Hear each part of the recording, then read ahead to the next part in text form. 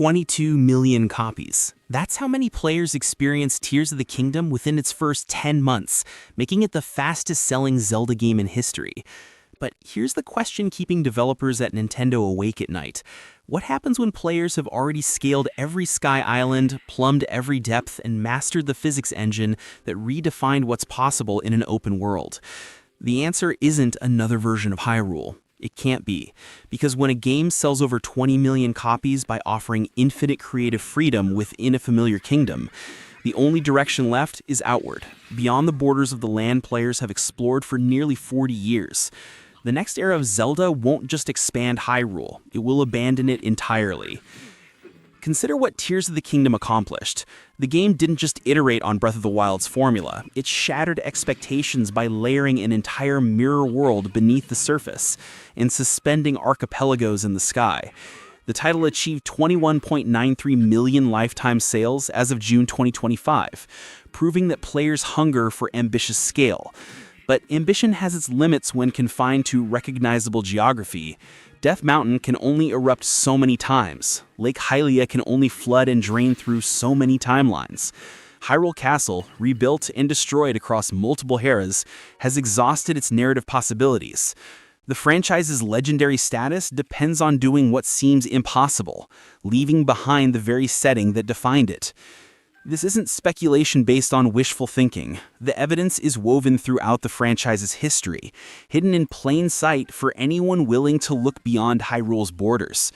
Zelda has always hinted at something larger. The series has never truly been confined to a single kingdom, despite Hyrule's prominence. Majora's Mask transported Link to Termina, a parallel dimension accessed through the Lost Woods, where the moon itself threatened annihilation in 72 hours.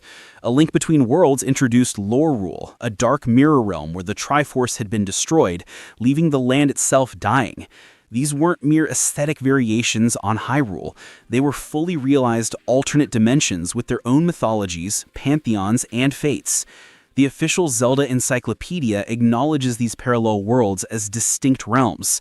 Termina features the four giants as its divine protectors, entirely separate from Hyrule's golden goddesses.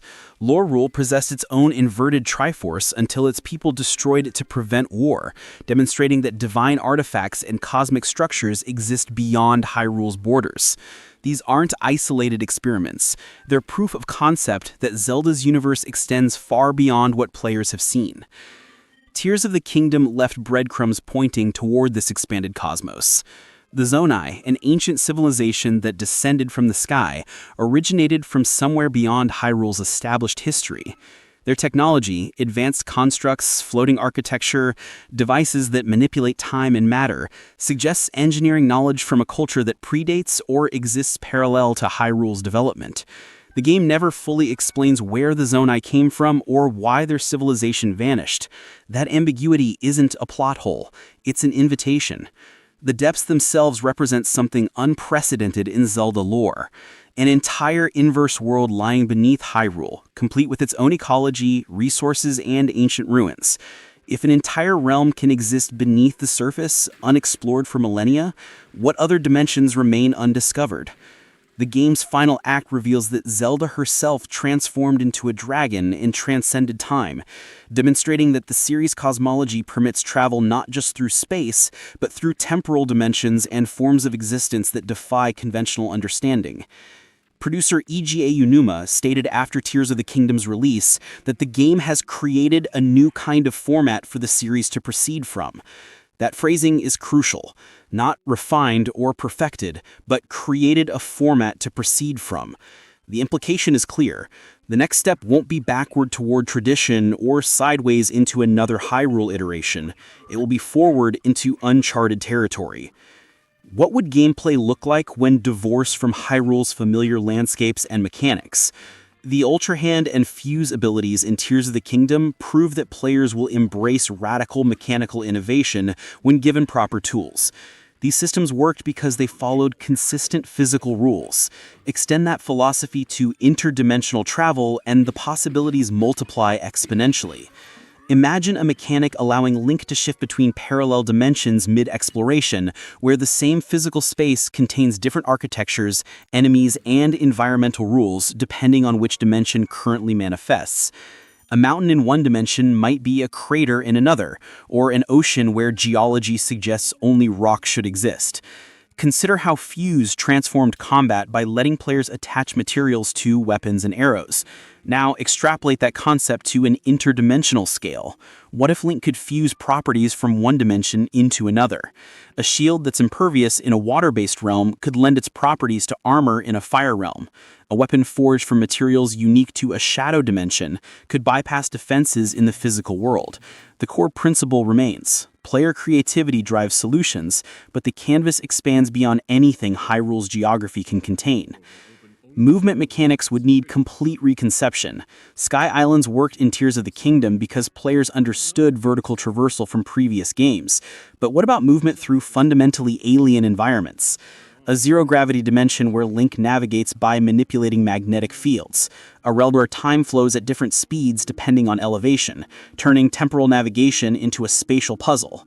A world existing as interconnected pocket dimensions, each the size of a small region, accessible through earned portal abilities that function like fast travel but require environmental puzzle solving to unlock.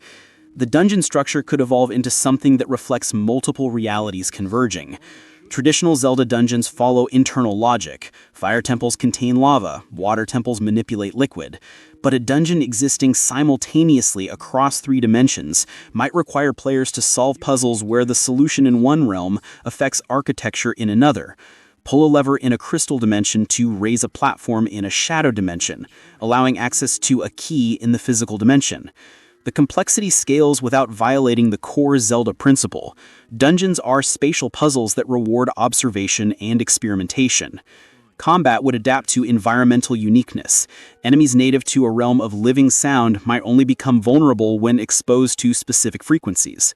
Bosses existing partially in multiple dimensions simultaneously could require Link to wound them in one realm before finishing them in another.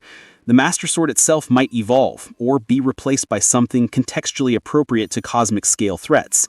Perhaps the blade fragments across dimensions, requiring Link to reforge it using materials and knowledge from each realm visited. The most crucial question: who is Link when Hyrule no longer defines his purpose? The hero's journey has always centered on protecting Hyrule and its royal bloodline. But if Link ventures beyond those borders by choice or necessity, his identity transforms. He's no longer the hero of Hyrule. He becomes something unprecedented, perhaps the hero of worlds, or more intriguingly, simply a traveler caught between realms who must define heroism without a kingdom to protect or a princess to save. This raises narrative possibilities the series has never fully explored. What if Link's connection to the Triforce of Courage becomes a liability rather than an asset? The Triforce is Hyrule's divine artifact, tied to that realm's creation myth. Venture beyond Hyrule's dimensional boundaries, and its power might diminish or function unpredictably. Link could find himself starting from nothing in a realm where his legendary status means nothing, where the Master Sword is just an old blade, where he must earn the trust of civilizations that have never heard of Hyrule or its heroes. New companions become narratively essential. Zelda can't always be the wise princess guide if she's absent or trapped elsewhere. Imagine Link encountering a being who serves as a dimensional navigator, someone who understands the cosmic geography of multiple worlds and can explain why dimensions intersect or collapse. Not a fairy or a talking boat, but perhaps something more alien, a crystallized consciousness or an entity that exists simultaneously across multiple realities and perceives time non-linearly. Antagonists would need equal reconception. Ganondorf's threat has always been his desire to conquer Hyrule specifically. A villain operating on a multiversal scale would have ambitions that make Ganons seem provincial. Perhaps an entity that feeds on dying dimensions, accelerating their collapse to harvest energy. Or a civilization from a dying realm attempting to invade healthier dimensions, creating a morally complex enemy. They're not evil, merely desperate. Link would need to solve the crisis, rather than simply defeat the villain, opening narrative space for negotiation, sacrifice, and solutions that don't end with a sword through the enemy's chest. The Triforce itself might become a MacGuffin again, but inverted. Instead of seeking it for power, Link might need to hide or destroy it to prevent something worse. What if other dimensions possess their own Triforces or equivalent artifacts, and their convergence would tear reality apart? The series has explored the Triforce as an object of desire, but never as a problem requiring elimination. Emotional resonance comes from stakes that matter. Hyrule's destruction carries weight because players have invested decades in its survival. A new setting needs comparable stakes without retreading that ground. The solution? Make the threat personal and cosmic simultaneously. Perhaps an entity that feeds on dying dimensions, accelerating their collapse to harvest energy. Or a civilization from a dying realm attempting to invade healthier dimensions, creating a morally complex enemy. They're not evil, merely desperate. Link would need to solve the crisis, rather than simply defeat the villain, opening narrative space for negotiation, sacrifice, and solutions that don't end with a sword through the enemy's chest.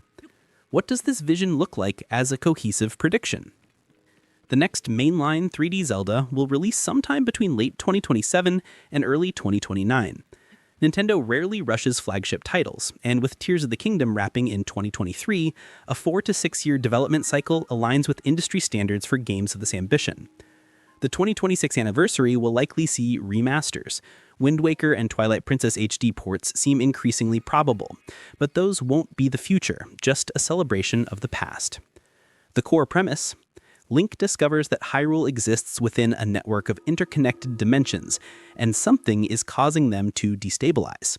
The call to adventure comes not from Zelda's kidnapping, but from phenomena in Hyrule itself, areas where reality fractures, revealing glimpses of other worlds. An ancient structure, perhaps hidden in the depths or suspended in the sky, serves as a dimensional nexus.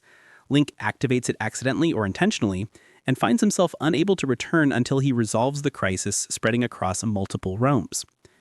The setting structure: 5 to 7 major dimensions, each roughly the size of one Tears of the Kingdom region, but with distinctive environmental rules and civilizations.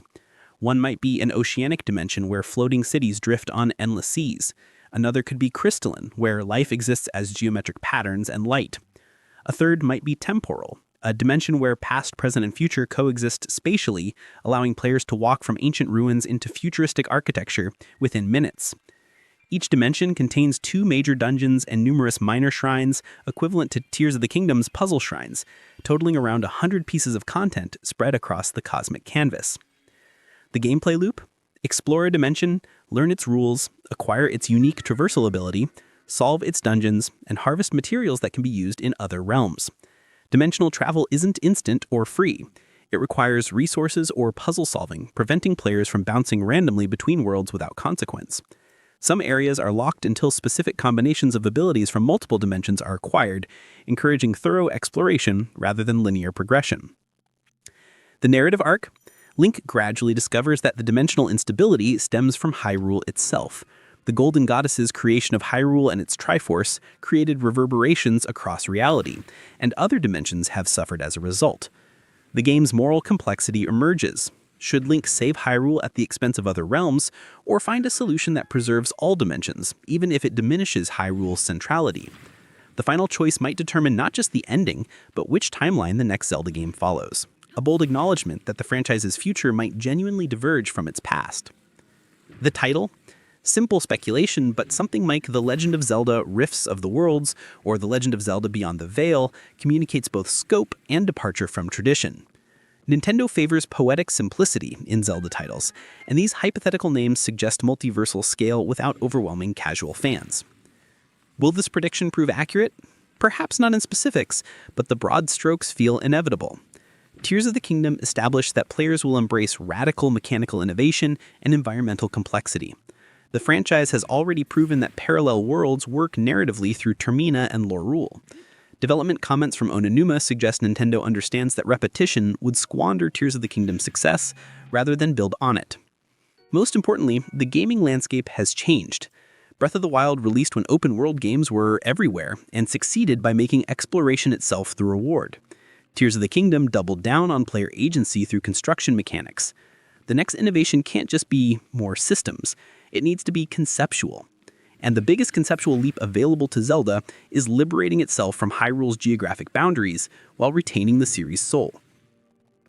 That soul isn't tied to specific locations or characters. It's about exploration revealing wonder, challenges requiring cleverness rather than reflexes, and a world that respects player intelligence.